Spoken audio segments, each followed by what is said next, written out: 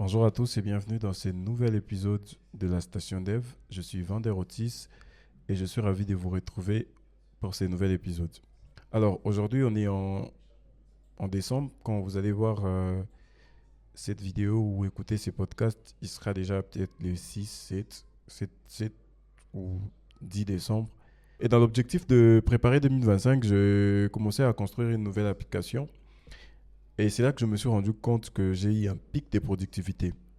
Est-ce que vous savez, moi, je travaille à côté dans une entreprise en tant que formateur, développeur web et mobile. Donc, j'ai quand même perdu à un moment les bonnes habitudes qui me permettaient d'être super productif.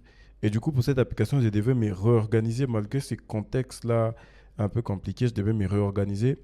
Et après m'être organisé, je me suis rendu compte que j'ai eu un pic de productivité. Et aujourd'hui, j'aimerais qu'on parle de ça. Donc, je vais vous partager trois livres ou trois notions essentielles qui ont changé ma manière de travailler, hein. C'est des choses que j'utilisais avant, mais je ne combinais jamais vraiment le tout ensemble. Et depuis que j'ai combiné le 3, je me suis rendu compte que j'ai eu un pic de productivité. C'est à un point où je codais une application entière sur 16 heures, donc environ 16 heures, je pense 16-17 heures, une application entière. Je vais vous mettre le lien de l'appli dans la description et vous afficher les noms ici pour que vous puissiez aller voir sur le Play Store à quoi ça ressemble. Mais en tout cas, je l'ai construit en moins de 20 heures. Et c'est une application mobile, donc c'est à voir à quel niveau j'ai plutôt été super productif. Et pour commencer, je commence par la première idée. Alors, la première idée, elle vient d'un principe que beaucoup de gens connaissent. Moi, j'ai appris ça beaucoup plus dans les livres qui s'appellent les principes 80-20. Donc, c'est la loi des Pareto. La loi des Pareto, c'est la loi qui dit que 80% des ressources du monde sont détenues par 20% de la population. 80% de tes actions 20% de tes actions représentent 80% des résultats que tu obtiens et ainsi de suite. Donc, c'est la loi qui dit que le résultat que tu obtiens n'est pas proportionnel aux efforts que tu as commis. Donc, il y a de ces efforts qui vont donner un grand résultat et il y a de ces efforts qui vont donner un petit résultat. Typiquement, euh, dans une entreprise, on va avoir des rôles qui ont un impact direct sur la rentabilité de la boîte, par exemple les services marketing, le commercial. Et on a d'autres rôles qui sont un peu en arrière, mais qui sont pas forcément, ils n'ont pas forcément la même rentabilité que les services marketing. Ça peut être par exemple des personnes qui s'occupent de la propriété. Je suis par exemple dans une boîte e-commerce et on a des gens qui s'occupent de la propriété des bureaux. Ils n'ont pas forcément les mêmes résultats que les agents marketing qui organisent des campagnes marketing. Donc ça, c'est la loi 80-20. Mais comment j'ai moi utilisé cette loi 80-20? J'ai plutôt concentré mes efforts pour travailler sur quelles sont les choses qui me ramènent les plus des résultats dans ma vie. Donc j'ai plutôt analysé, avant même de commencer à faire l'application, qu'est-ce que j'ai fait qui rapporte plus en termes de résultats par rapport à mes objectifs que d'autres. Et je me suis rendu compte que, par exemple, que quand je build des SaaS, j'ai plus des résultats et sur les longs termes. Donc, j'ai devais mettre en place cette idée que j'avais. Et sur l'idée en elle-même, j'ai choisi les fonctionnalités par lesquelles commencer en essayant de regarder quelles sont les fonctionnalités qui allaient avoir le plus d'impact sur mes utilisateurs. Typiquement, je suis sur une application de quiz, hein, qui permet aux enseignants d'envoyer des quiz à leurs apprenants, à leurs élèves, ainsi de suite. Il y a par exemple des fonctionnalités comme réinitialiser les mots de passe. Je me suis rendu compte que entre être capable de créer un quiz, de participer à un quiz, de créer un compte et de réinitialiser les mots de passe, la fonctionnalité qui aura les plus de résultats ou qui aura les plus d'impact, c'est être capable de créer un quiz, être capable de participer à un quiz et d'obtenir son résultat. Au début, les gens ne vont pas forcément avoir besoin de réinitialiser les mots de passe. Donc, la fonctionnalité réinitialiser le mot de passe ne va pas avoir le même résultat que la fonctionnalité créer un quiz. Et la fonctionnalité créer un quiz n'aura pas le même résultat que, par exemple, la fonctionnalité de modifier son mot de passe. Parce qu'au début, quand les utilisateurs vont arriver, ils n'auront pas forcément besoin de modifier le mot de passe. Et s'ils ont besoin de modifier le mot de passe, ça sera, disons, 20% d'entre eux, 10% d'entre eux. Donc, cette loi m'a permis de sélectionner les fonctionnalités que j'allais commencer avec. Quand j'ai dit que je codais l'application en si peu de temps, j'ai pas mis toutes les fonctionnalités que j'ai en tête. J'ai choisi que les fonctionnalités que je pense vont avoir les plus d'impact. Et pour ça, je me suis basé sur l'expérience que j'ai sur les autres projets que j'ai déjà fait. Donc, typiquement, dans votre vie, ce serait de regarder parmi les choses que vous avez à faire et de se dire quelles sont les choses qui ont le plus des résultats et quelles sont les choses que je peux soit déléguer, soit négliger aujourd'hui, mais qui ne vont pas influencer sur mon résultat final. Voilà. La deuxième notion sur laquelle on va parler, j'ai appris ça dans les livres The One Things, passer à l'essentiel. C'est pouvoir prioriser les choses, une chose qui est essentielle parmi plusieurs tâches. Donc, l'auteur du livre nous explique que, et on peut le remarquer, on est maintenant dans un monde où tout le monde essaye de faire plusieurs choses au même moment. Et c'est ça qu'on commence à appeler la productivité. C'est d'être en train de écrire un mail, par exemple, des ventes. Par la même occasion, être au téléphone en train de discuter avec un potentiel client. Et par la même occasion, il y a un collègue qui va venir pour te demander quelque chose et tu vas répondre. Donc, on va plutôt être dans cet esprit de vouloir faire plusieurs choses au même moment et en pensant que c'est ça la productivité. Et donc, l'auteur du livre vient pour nous dire, les auteurs du livre viennent pour nous dire, il faut aller choisir l'essentiel. Il faut choisir la chose qui, si je la fais, par exemple, sur une journée, si j'ai fait que cette tâche, à la fin de la journée, je ne serai pas dessus. Donc, supposons que j'ai plusieurs choses à faire dans la journée, je choisis d'abord de faire en priorité la tâche la plus importante, de telle sorte à ce que quand j'ai fini cette tâche, même si la journée est finie, je n'aurai pas à m'inquiéter, à me plaindre ou à avoir mal. Je serai satisfait d'avoir accompli un bon travail parce que la chose que j'ai faite, c'est la chose la plus essentielle de la journée. Et donc, j'ai utilisé ces livres pour me dire, OK, j'ai une liste de fonctionnalités, mais je ne vais pas tous les implémenter au même moment. Donc, je vais déjà regarder quelle est la fonctionnalité que je dois implémenter aujourd'hui et qu'à la fin de la journée, je peux dire j'ai avancé sur mon projet.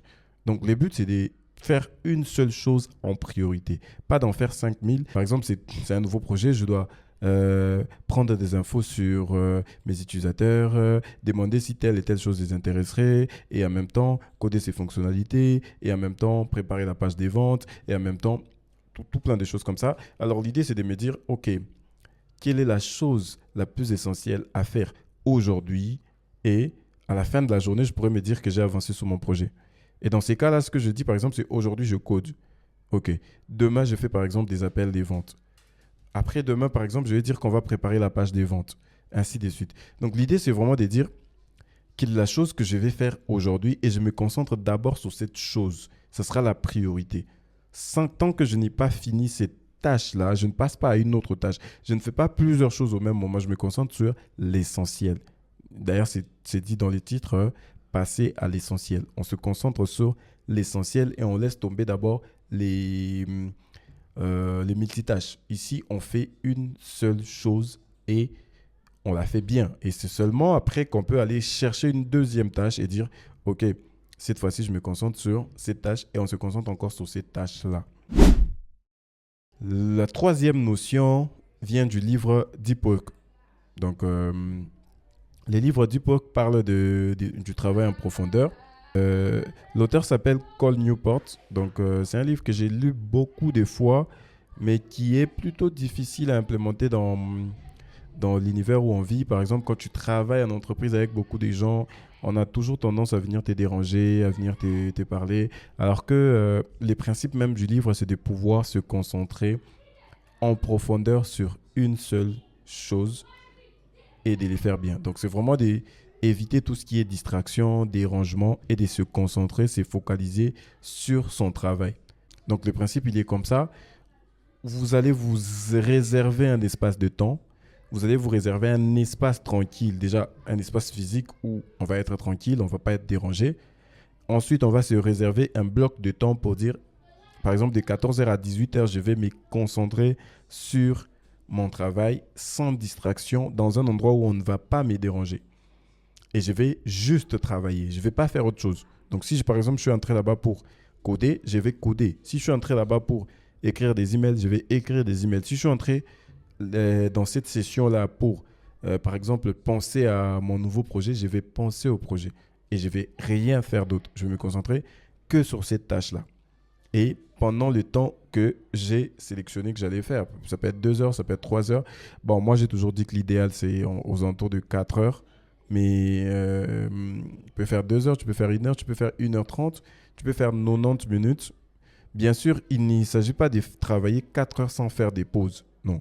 On peut faire des petites pauses entre des séances et tout ça. L'idée, vraiment, c'est de rester ces 4 heures sur son travail, de ne pas accepter les distractions. Je peux peut-être faire une petite pause pour respirer, boire de l'eau et tout ça. Je ne dis pas que on ne fait pas ces pauses-là, mais vraiment, on fait ces pauses qui ne nous distraient pas. On ne va pas, par exemple, aller sur son téléphone pour aller consulter Twitter. Là, ça va nous sortir de notre mode de concentration.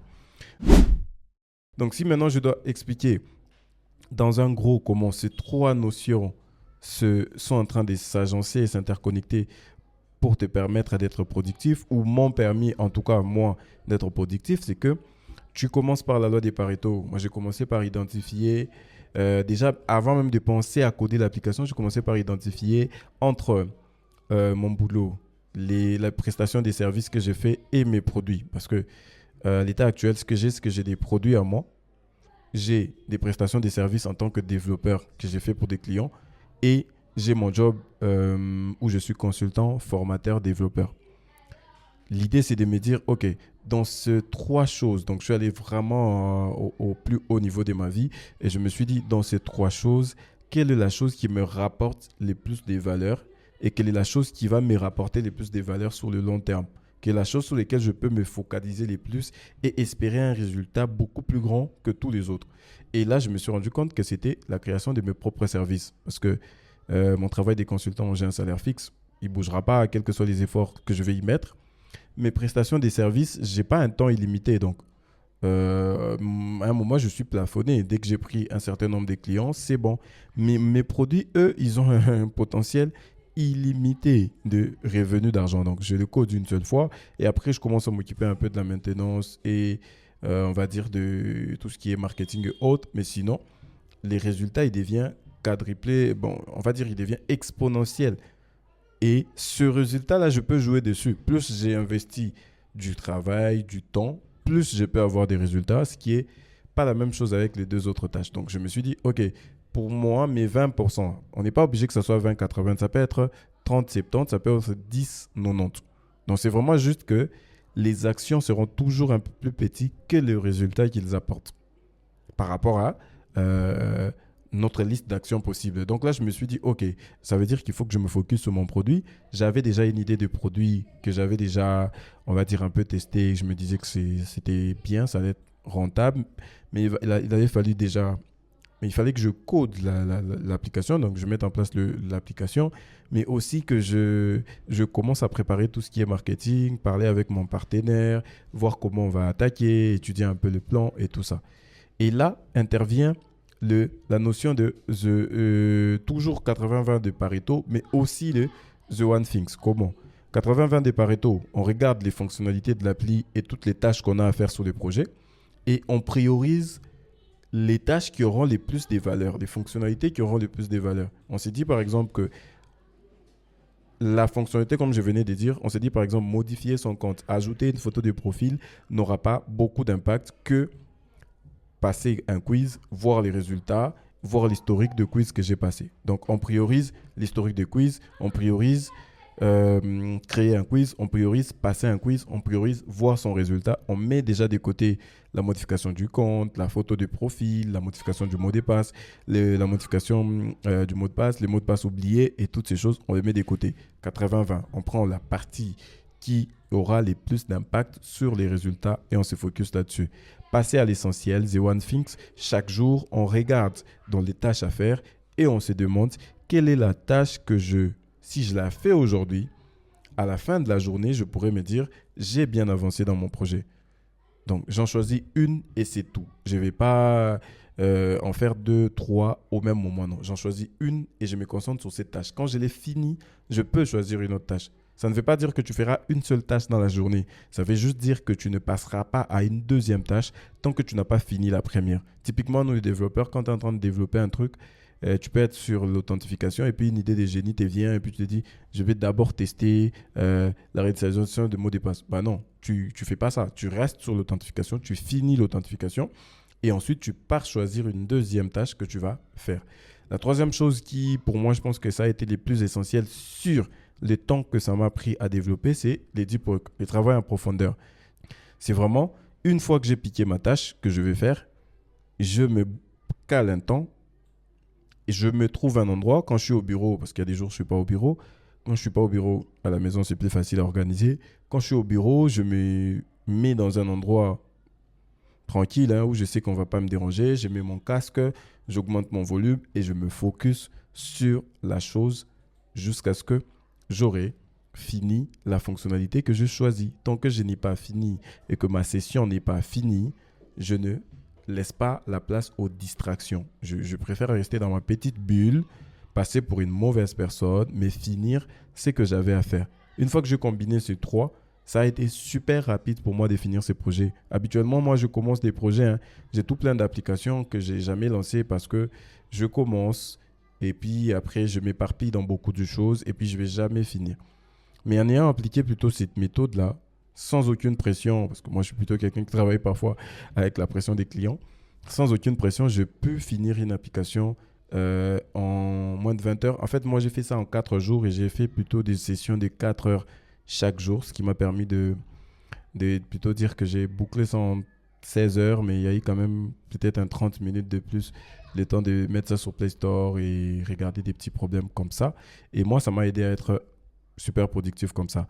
Je vous partage, donc je vous ai partagé moi mon expérience et je vous laisse tester de votre côté et voir les retours que vous allez en avoir. Donc s'il y a des gens parmi vous qui ont déjà lu un de ces 3 livres ou qui ont déjà testé une de ces méthodes, merci de le mentionner. Si vous êtes sur YouTube, merci de le mentionner dans le commentaire. Et si vous êtes sur le podcast, et que vous êtes sur une plateforme qui permet de mettre des commentaires, vous pouvez mettre des commentaires. Sinon, je mets les liens de la vidéo YouTube pour que vous puissiez mettre des commentaires sur YouTube.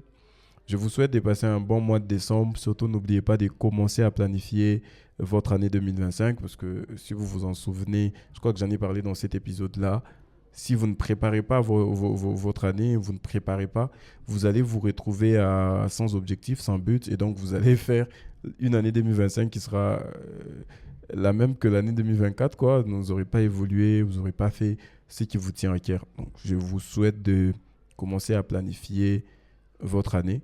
Et moi, je vous dis à la prochaine.